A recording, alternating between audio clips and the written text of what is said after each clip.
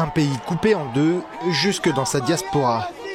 Devant le consulat vénézuélien de Washington, pro-Maduro et pro-Guaido se sont retrouvés pour clamer chacun leur soutien à leur champion. Des fractures que l'on retrouve dans la communauté internationale, qui suit de près la situation à Caracas.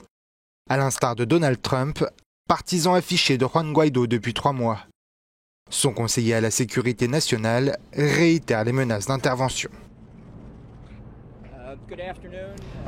Laissez-moi vous dire 2 choses pour être très clair. Notre principal objectif est le transfert pacifique du pouvoir.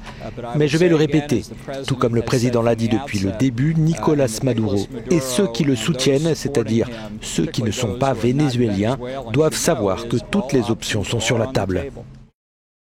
Au Brésil, le président Jair Bolsonaro est solidaire des Vénézuéliens. Esclave selon lui d'un dictateur soutenu par le Parti des travailleurs du Brésil.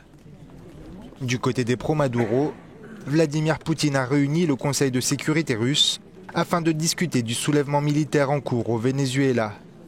Le pays est le principal soutien des chavistes. L'ONU tente, elle, d'en appeler au calme.